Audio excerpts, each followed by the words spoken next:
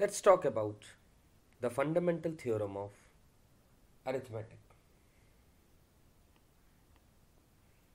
Every composite number can be factorized as a product of prime numbers in a unique way except for the order in which the prime numbers occurs.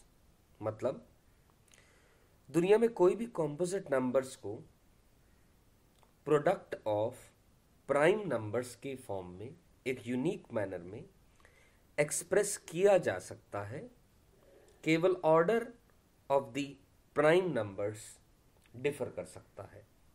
यानी एक example लिखा है यहाँ पर, इस बात से ये बात बहुत अच्छे से समझ में आ जाएगी। जैसे 90 लिखा है 2 इंटू 3 इंटू 3 इंटू 5।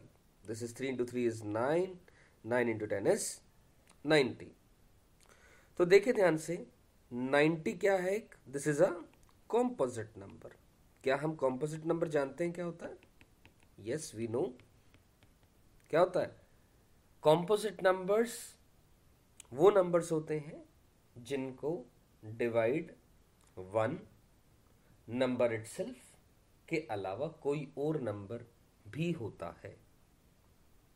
और प्राइम नंबर्स वो होते हैं जिनका फैक्टर केवल नंबर इटसेल्फ एंड वन ही हो सकता है।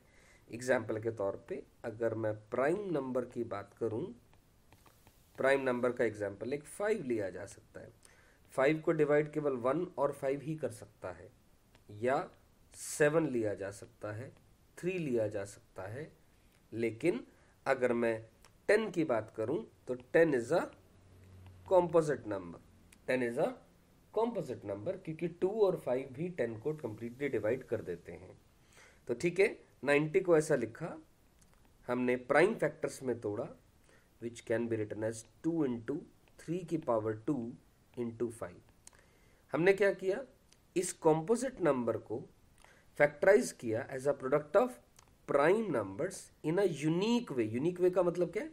एक ही तो तरीका है इस फॉर्म में लिखा जा सकता है, except for the order in which the prime numbers occurs. कोई कहे कि सर नहीं, मैं तो इसको ऐसे ना करके मैं तो इसको ऐसे लिखूंगा, 2 इंटू 5 इंटू 3 की पावर 2। ये भी सही है, दिस इज ऑल्सो ओके।